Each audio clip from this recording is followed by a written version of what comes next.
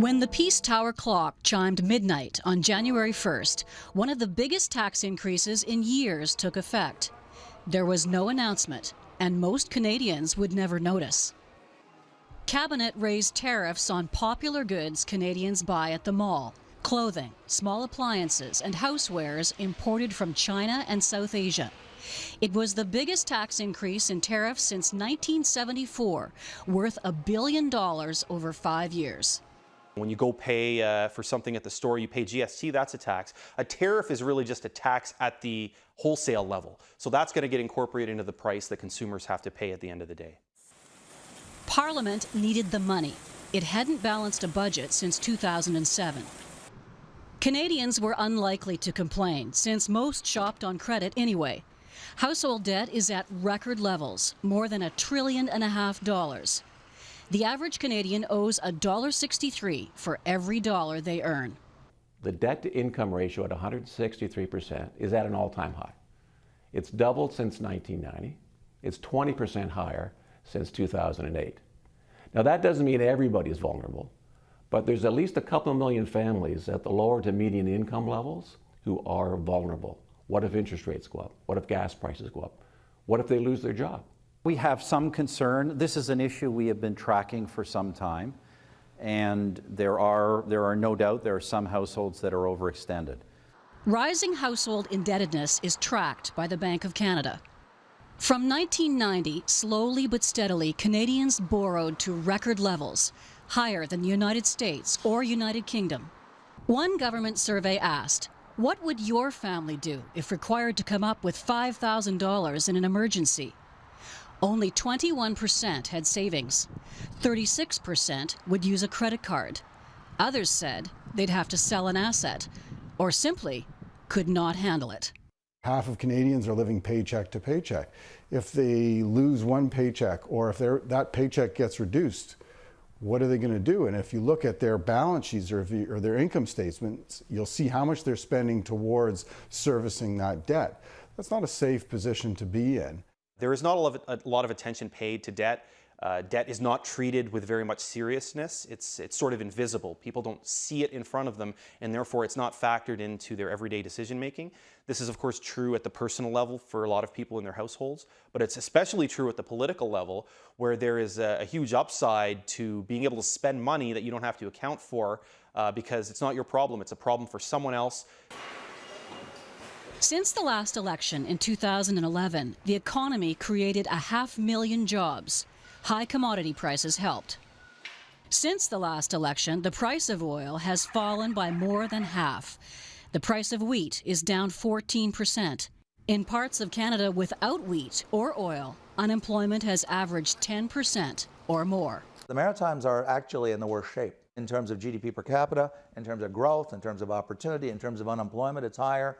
And so I would be, I think, much more depressed if I was living in the Maritimes. I would be giving you a more pessimistic story. Look, if the economy grows well, we get a lot of job creation, house prices stay up, life is good, and this isn't a big problem.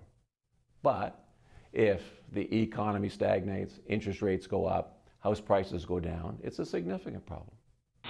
We need to remind Canadians that historically low interest rates will not be there forever, that interest rates really only have one way to go, and that's up. The Bank of Canada kept rates low for fear of damaging the economy. Mortgages sell at less than 3%, and the bank governor used reassuring words in public. First of all, we don't believe we're in a bubble. There are many other characteristics of a bubble situation which are not present. Privately, the bank is worried over what would happen in a labor market shock if unemployment across Canada was the same 10% as it is in the Maritimes. I don't think that we're necessarily fine. We've grown in terms of our net worth on paper, and that's probably a good thing, but it's not necessarily liquid growth. And if people are going out and spending all day long, and they're buying and they're being consumers, if you will, and they're not living within their means and they're using their homes as cash registers, that's not necessarily a good thing. More shock scenarios are cited in this Bank of Canada document released through Access to Information. They tried to blank out the page. It says, if interest rates were to rise 325 basis points by mid-2015, that would put mortgages at 6%, a normal rate a decade ago. The share of highly indebted households would rise to roughly 10%. In 1982, I bought a house, and I thought I was lucky because the builder bought down the mortgage to 16%. When I say that to my kids these days, they look at me like I'm from Mars, with interest rates where they are today. Middle-class incomes have been flat for years, but living costs and household debt have ballooned, and that we hear that on a weekly basis about the amount of debt Canadians are carrying. I draw the House's attention 4 articles that just randomly came out of the paper. The first one is entitled, today's Globe and Mail, New Alarm Bells Over Household Debt as Canada Faces Downward Spiral. Talking about how the single biggest jump in household debt-to-income ratios of any country other than Greece between 2007 and 2014. From a consumer standpoint, I think that we've blurred the lines between needs and wants to the point where wants are really driving our buying patterns and is throwing us into debt. Mr. Speaker, my honourable colleague talks about household debt, and yes, household debt is a concern, but I can tell you that the majority of that debt is in mortgages. That's an investment that will be going up in value over the years, and that with low interest rates, Canadians are able to afford that.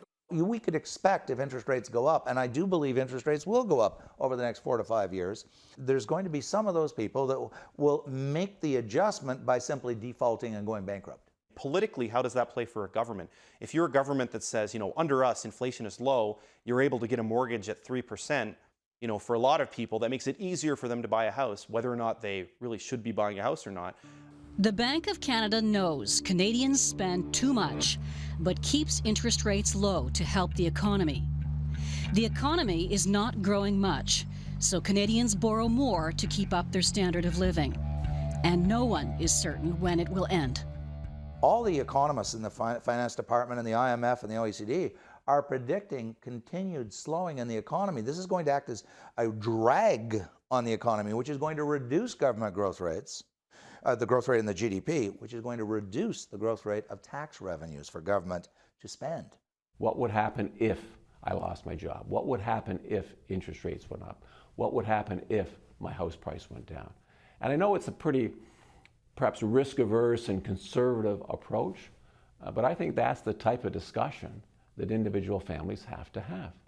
I was taking my car in to be repaired, and this gentleman, very charismatic, really nice guy. We got into a conversation, and he's telling me, I said, why are you working? It sounds like you would rather be retired. And he said, well, I have to work. My pension and everything. And he came from a good job and he retired. He said, I have to work to do things more than just pay my bills. There's a very good possibility that in my own generation, CPP and OAS will run out of money. And so people of my generation may not even be able to access the programs that people who are currently now reaching retirement will be able to access. And so, it's very, very dangerous for the government to send the signal that you don't need to save for your retirement, we'll be there later, when in fact, they may not be there later at all.